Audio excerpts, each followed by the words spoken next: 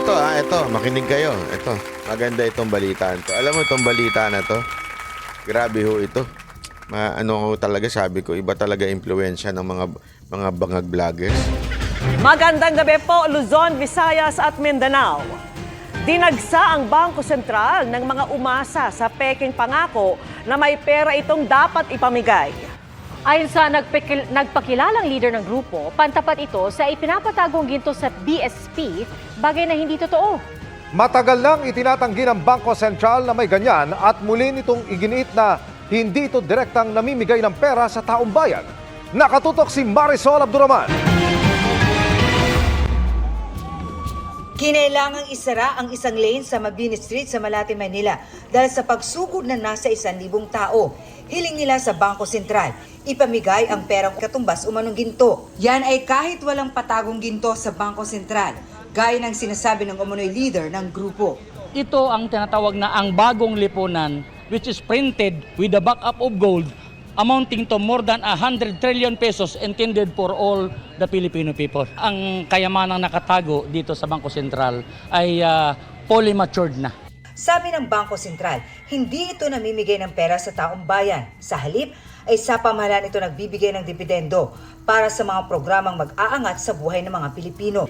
Kabilang sa mga sumugod sa Bangko Sentral, ang 72 anyos na si Adelaida Perez na nag-arkila ng... Grabe, no?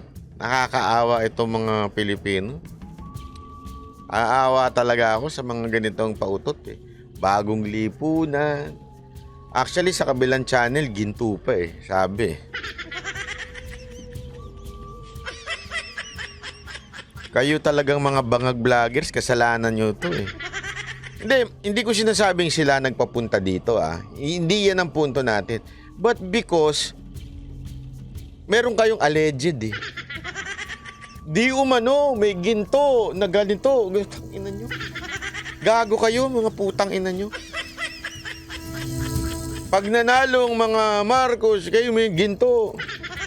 Aahon tayo sa kahirapan, may tigi 1 milyon. Di umano. Kaya ako naiinis sa mga putang inang di umano yan. Hindi, yun ang totoo. Alam mo, ito consistent ako eh, kaya ako naiinis sa mga chismosong vlogger eh. Yung mga walang kwentang vlogger. Alam mo, happy na ako dun sa ano eh. Kasi merong isang animal dyan, papakita ko sa inyo mamaya, may isang animal dyan, kinukumpara kami doon. Sabi ko, wala akong pakialam. O di doon na kayo. Tandaan ninyo, mas marami sumama sa mga demonyo kaysa kay Kristo. Tandaan niyo yan. Hindi ko sinasabing ako si Kristo pero anong punto dito? Mas maraming sumasama sa masasama kaysa sa mabuti. Wala akong problema dyan. Tanggap ko na yan. In this world, you will be hated. Pagka nagsabi ka ng katotohanan, that's true. Sa mundo ito labanan ng buong mundo ito. Pag ikaw, ginawa mo ang tama, talagang kakagalitan ka ng tao. Opisina, eskwelahan, gobyerno, vlogging. Totoo ho yan. Hindi ho yan biro. Katotohanan yan. Di ba sa totoo lang, ano mas madali? Sa eskwelahan, sino mas madami? Yung nandadaya o nag-aaral? Tanungin ko kayo.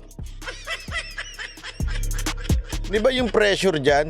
Mandaya ka na lang para pumasa ka. Gayahin mo na iba. Kahit nga yung kaklase mong yun, di ba? Feeling matalino, pero yun, nandadaya yun.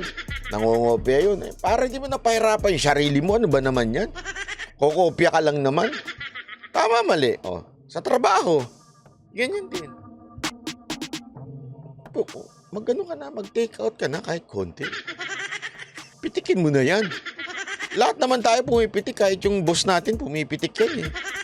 Pipitik yan ng konti kapiraso. Una-una, laki naman ng kita ng may-ari nitong kumpanya natin. Ano ba naman yung konting pipitikin natin? Tama, mali.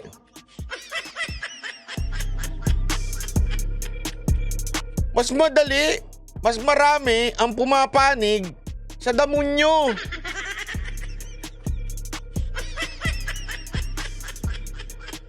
Tandaan nyo yan. Lahat ng aspekto ng ating society. Lalong-lalo na sa gobyerno. Iilan lang ho dyan ang matitino. Sa kamara nga, mga ilan na lang siguro sila doon. Karamihan dyan, mga damunyo na. Puro mga magnanakaw di ba? Oh. Isipin nyo to. Dahil sa ginagawa ninyong chismis, sa ginagawa ninyong mga katarantaduhan at fake news, pinapaasa nyo, naawa ko sa mga nagpunta dito galing pang probinsya. Advance sa halagang 7,500 pesos. Makaluwas lang mula Nueva Ecija. Naghihirap na. Assistance na pang araw-araw na gastos. Galing namang Pangasinan si Aling Lolita na sa edad na 70 anyos ay hirap nang maglakad. Para mabaklas kasi pagbaklas ito ng kahirapan. May nag-arkila ng bus sa halagang 80,000 pesos mula Cagayan Valley. Umutang po ako sa anak ko. Nangutang din ang isang galing Iloilo. Bakit po? Di para ang amon nga sinusulog na konstitusyon eh. Magkano daw po? Ang 2 primero, 1 milyon. May mga mangilan-ngilan po na nawalan ng malay, ng hina dahil po sa sobrang init. Ang 72 anyos si Clarita Valdez nakatulog na sa gilid ng kalsada dahil sa pagkahilo, pagod at puyat. Pagkaro kami napunta dito at nakausap niya yung sa Central Bank, hindi kami uuwing luhaan. Sa hirap na nga ng buhay, gusto naman namin magkaroon kahit paano. May harap sa kanya, sir? I already informed him that we will submit it to the proper office. Did it affect the operation po ng BSP? I'm sorry madam, but I am not in a proper position. Ilang oras din nagtagal sa lugar ang Grabe, grupo, no? pero nag-disperse din sila ng pakiusapan ng mga pulis. Para sa GMA Integrated News, Marisol Abduraman. Nakatuto, 24 oras. Grabe. Alam mo, ito yung isang bagay na nakakalungkot. Kawawa naman po yung mga kababayan natin na ganito. Luluwas pa sila and they were really expecting. Ulitin ko hindi ko sinasabing mga nagpapunta dyan, yung mga bangag vloggers, yung mga ensimada vloggers o yung mga tanso vlogger. Hindi ho silang nagpapunta dyan. Iba ho. Pero dahil sinalsal ho nila, ginawa ho nilang content. Yan. Diba? Tandaan ninyo, ginawa nilang content ito noon para maipanalo yung kanilang kandidato at the same time para tumaas yung kanilang viewership. Kaya nga yung isang yun, puro conspiracy yung animal na yun. Hindi ko na lang papangalanan yung vlogger na yun. Yung bangkay na yun. Diba? Kaya tumaas ang subscription niyan dahil sa mga conspiracy niya tungkol sa Marcos family. O syempre, ikaw, nanonood ka. Ngayon, kasi yung isang dyan, may isang namumuno talaga sa kanila Gagamitin mo ngayon yung mga vloggers. Tingnan mo, Kita mo itong vlogger na ito. Marcos loyalist vlogger to. Tamo, sabi nila, may Talano gold. Diba? Hindi mo ba tayo na you owe it to the people? Dahil sa mga ganyan ninyong diskarte sa buhay, kasinungalingan ninyo, niloloko nyo taong bayan. Alam nyo, eto nung time na yan, malakas, eto honestly malakas na siyang, ayoko nang banggitin pangalan niya. Malakas tong vlogger na ito Million na subscriber nito Sa totoo lang, pag binangga mo to noon, nung panahon na kasagsagan niyang Talano Gold na yan, maraming pupuna sa'yo. Di ko na lang babanggitin yung pangalan niyang si Sangkay na yan. Ba't ko pa babanggitin? Hindi naman tama na banggitin pa. Hindi, totoo, di ba? Marami.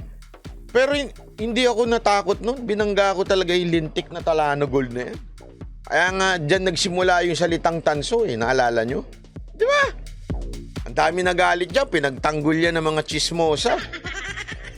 Tinagtanggol yan nung lolo niyang... Yung ate niya si Ate Janet. pinagtanggol yan. Yung lola niyang si Luka-Luka, pinagtanggol yan. Di ba? Oo, ayan, tama ka dyan, Andre Nino. Dinamay pa si Nostradamus. Nakakabuisit. Mantakin mo sabihin, hinulaan ni Nostradamus na dyan sa gitnang silangan. No? Ay, hindi pala gitna. Basta dyan sa lugar na yan, dyan magkakaroon ng...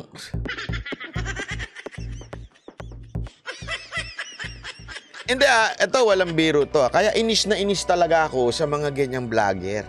Yung mahilig sa conspiracy. Yung ang hilig sa nakakabuisit, nakakatanga. Pero maraming viewers yun. Para sa kaalaman nyo lang kung viewers at viewers din, madami yun. Matindi viewing nun yung content niya. Kasi nga, alam mo, madali naman mag-content na gusto mo mga 10,000, 30,000 ang manood sa'yo. Mag-imbento ka. Gumawa ka ng chismis. Sabihin mo, sinampal ni ganito, si ganyan. Alam nyo ba, si ganito. Parang gago lang eh. Ako tanong sa inyo mga banateros, gusto nyo yung ganun? Mangganunan tayong lahat dito, maglokohan na lang tayo dito. May balita ako ganito kasi yan eh. Gusto nyo ganun?